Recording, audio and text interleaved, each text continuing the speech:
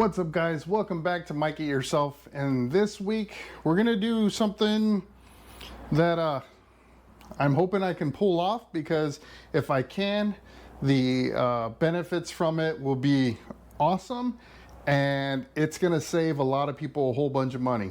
So let's dive into it and I'll tell you all about it.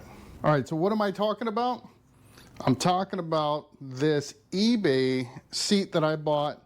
God, it's been a while now, and I bought it for the King, so that way I could remove my Mustang seat, which is, it's a big, bulky seat, right? It's huge. It's good for touring, but it doesn't give it that low profile look or anything like that. Anyhow, this is a very generic, I don't even know what the brand was, but I think I paid maybe a tad bit over $100.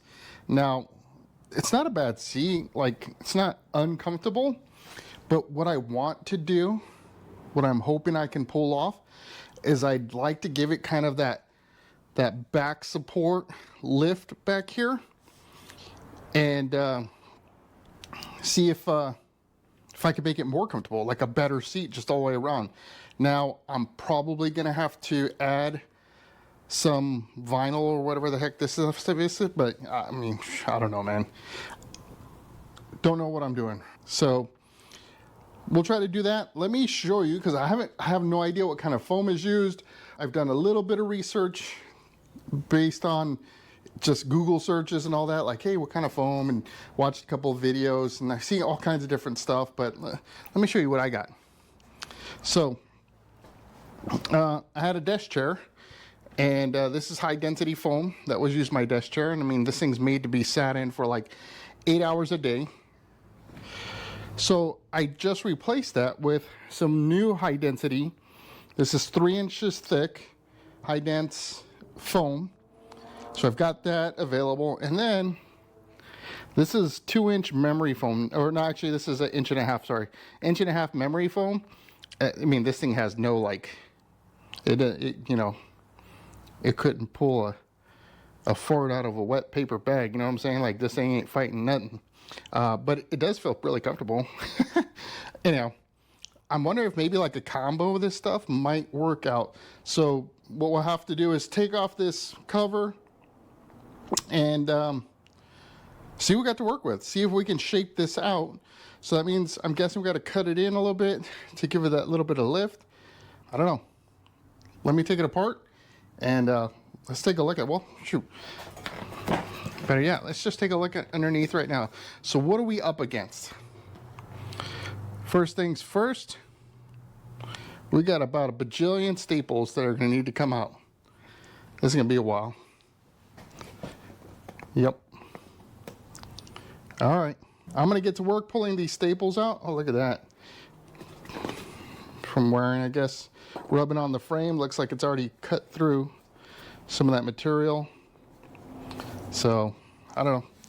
If anything, I think what I can do is, like, if I had to unstitch all of this, at least I have some type of template to follow. And I say that like I've got some kind of sewing machine or something like that. I don't even have a sewing machine. What am I thinking? I don't know. I'm super winging this, right? But that's what it's all about. I'm gonna see if I can do it myself. What the hell? What do I got to lose? Let's go ruin a perfectly good seat.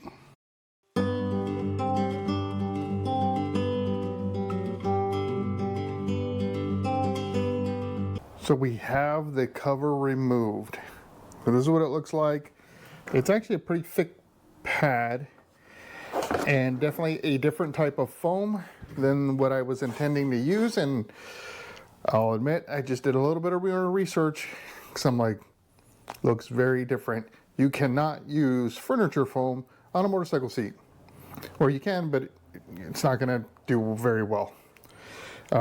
I will say, these are all of the staples that I had to pull out of this seat to get the cover off.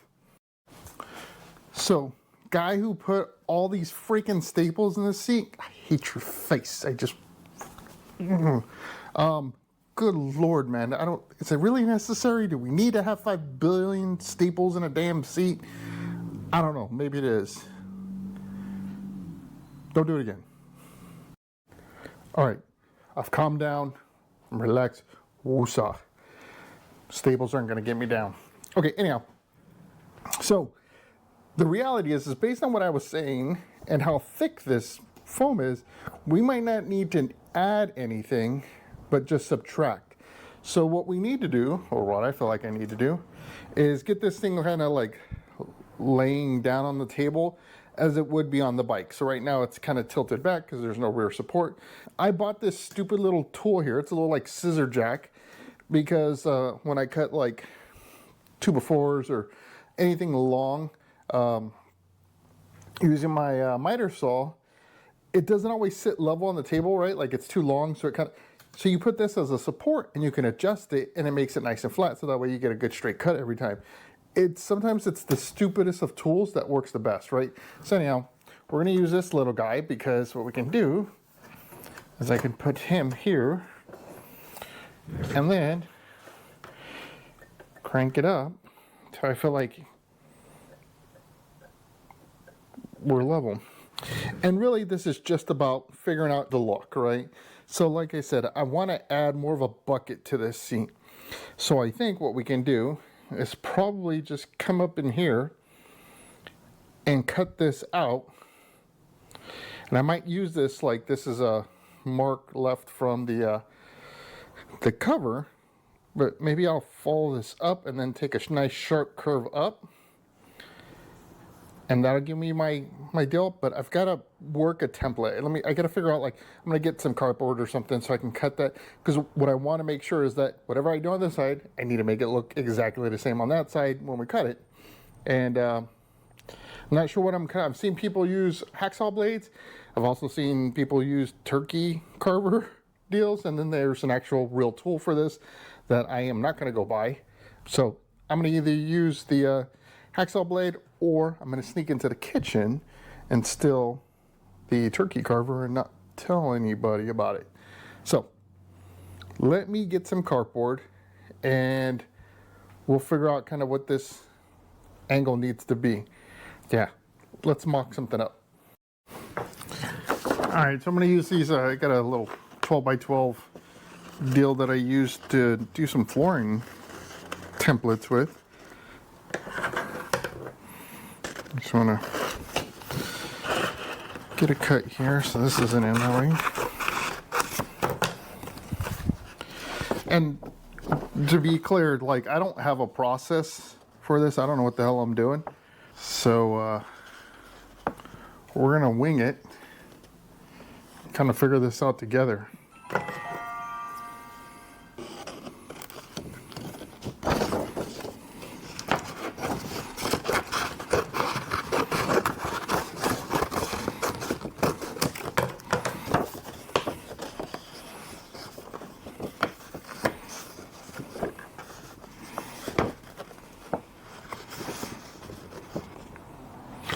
All right, let's see here.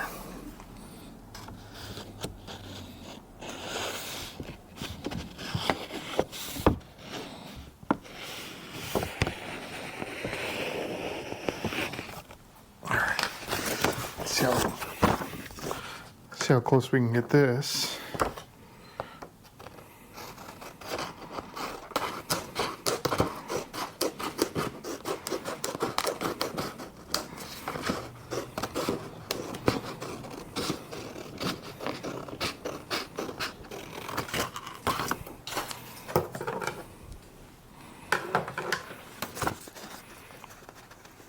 Kind of there-ish, and went a little too.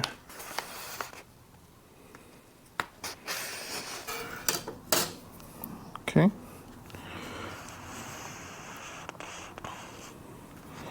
I'm going to put a little marker here because there's another line here from the cover.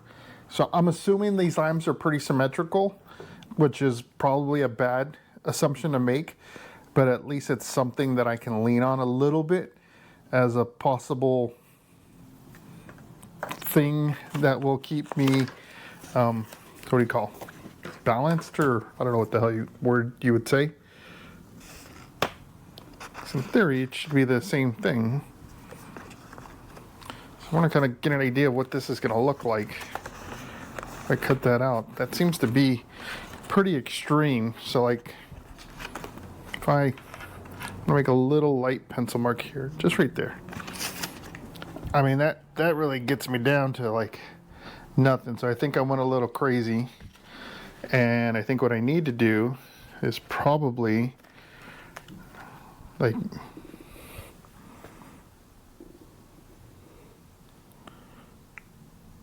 maybe like right there instead. So let me cut this. Let's see here.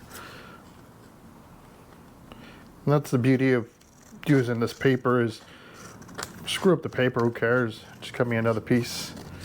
But mess up the foam. Maybe inside crying over a cold beer.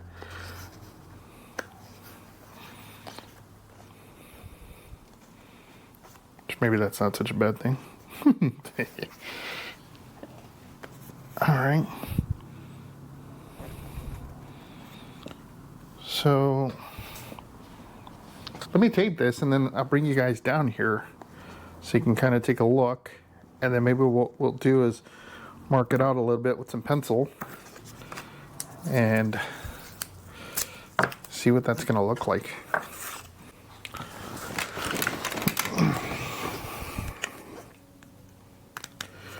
All right, so let's take a look at this.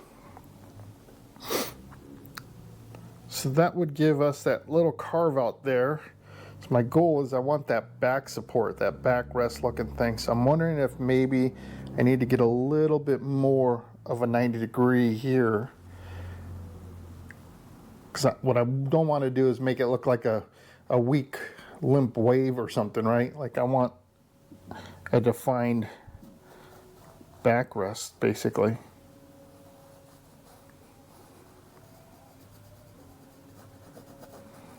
So let's see here.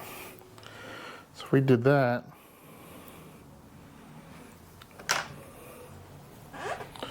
so I don't know if this is a good idea or a bad idea, but I want to use a level here to see. All right, so let's move this a little bit over here, maybe. Let's see.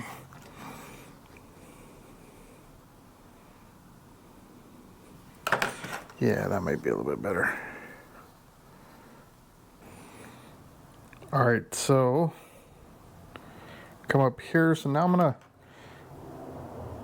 do some light pencil work on this here.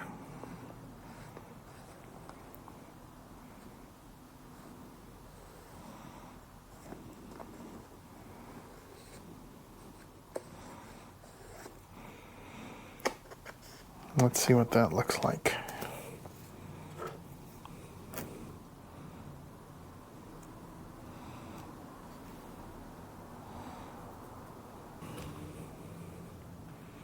Okay, so now, like I said, the 3D part of this is what throws you off, because like, if I'm looking here, it looks cool. Yeah, that's good. But if I look at it dead across here, if I were to cut, that actually looks like it's leaning forward.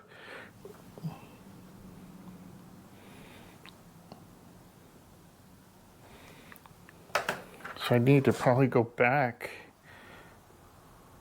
to this line here.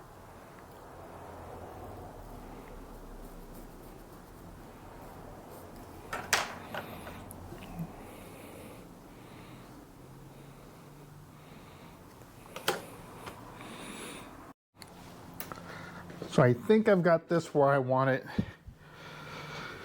Again, it kind of throws you off with this angle here because it kind of curves in a little bit, right? Like if you look, the seat. Yeah, anyhow. So I've got this kind of laid out. I'm going to take a ink pen to kind of track a little bit where I want it. And then what's nice is I can use this as a template to do the other side. The line from the old, or from the seat, you could see there. So I have a place to line that up. I used a mark or a pencil there, and I marked it on the inside. So when I flip it over, I can line it up there. And then for the tip of it, across the top there. And all I did is I measured 1 inch from the separation here for your backrest. I just left an inch gap there and went straight across. So I'm gonna go ahead and do that, and then we'll have our lines and we'll be ready to cut. All right, so we got our marks in here, and now comes the plunge. So I'm gonna do my best. I'm just using a regular standard hacksaw blade. It was something I saw from a guy who had an upholstery channel. He was using this to make his cuts. Like I said, there's all kinds of different blades, but this is what I got. So we'll go ahead and start making our cut. And I think, you know, once I get down to a certain point, I may have to kind of split my cut, right? So right now I'm able to get all the way across, but that ain't gonna last long. Yeah, so I guess, I don't know if it's the curvature or maybe it's just I'm a bad cutter, but I can see on the other end it's it's drifting away from the line on that side, but it might be the blade. So what I am gonna do is I'm gonna put some tape on this to identify kind of where the halfway mark is. So that tells me my blade is at least halfway into the foam. And that way I'm not trying to manage to cut through too much at one time. Could be a good idea, it could be a bad idea. We're about to find out together though. And we're gonna go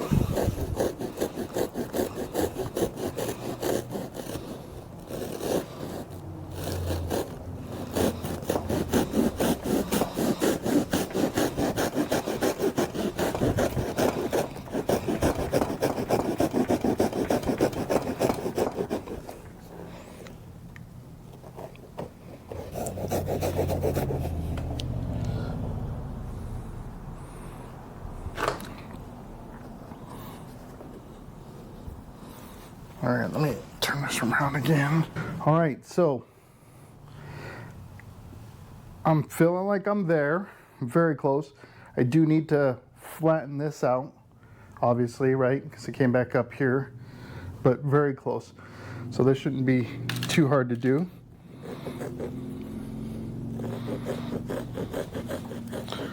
Do little cuts at a time.